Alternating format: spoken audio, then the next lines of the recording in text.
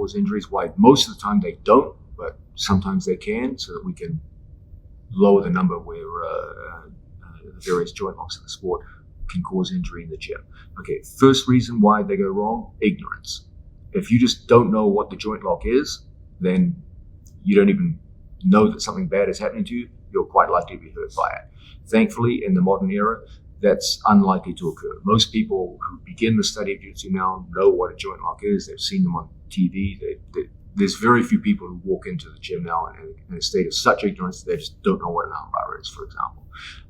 And once it's explained to them, they figure these things out more quickly.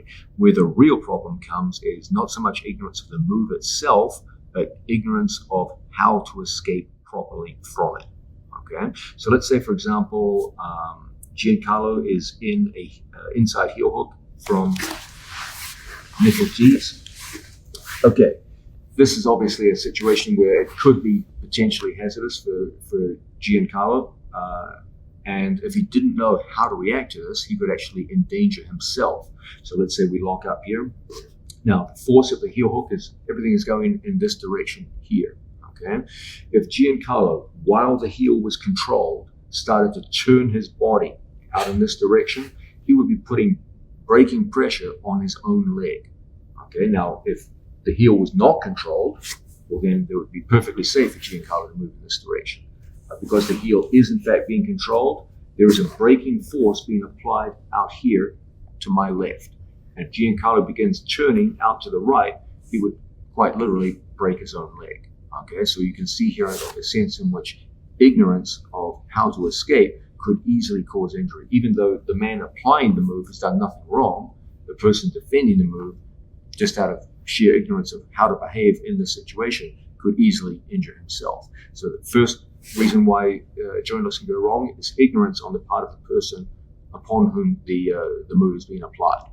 Second reason that joint locks can go wrong is overly aggressive application of the move on the part of the person performing. Okay, in this case here, there's a certain time frame in which a joint lock has to occur. The more time you give an opponent to react, the less successful the move will be in competition. And so it becomes in the person applying its interest to try and perform the move as soon as possible so that you can get the breakthrough before defenses are applied. Now, in competition, that's fine. The idea is to win.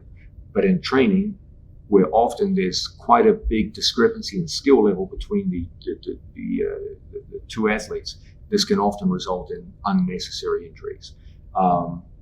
So overly aggressive application of the move, where you just don't give the person sufficient time to either submit or to perform the defenses, can often result in injury. So the first two reasons are, we've got ignorance on the part of the person upon whom the move is being performed. That can certainly create problems. We've got overly aggressive application of the move. And now we'll look at the third major reason why things can go wrong with joint locks. Now, the third reason why things can go wrong in any kind of joint lock situation is because the person upon whom the move is being performed has an overly competitive resistance to the move, just a refusal to tap. Okay, and this too can create problems. Please understand, guys, whenever you're in any kind of joint lock situation, both athletes have responsibilities. This man has a responsibility to employ the move in a manner which gives his opponent time to submit, or sufficient control that if he does go into defense, no serious harm is done. This man has a responsibility to tap if the move is performed well and he doesn't have the wherewithal to actually escape from the move. Okay, so both people have a responsibility here. And no one wants to be the person that taps. We're all competitive. Presumably that's why you're engaged in the sport of jiu-jitsu. You have some kind of competitive streak in you, but you also have to understand that if this guy's doing his job properly, you have to do your job properly too. And you have to recognize he's done his job well. I was beaten, and learning how to tap, it's part of the game. So those are the three ways in which joint locks can go wrong.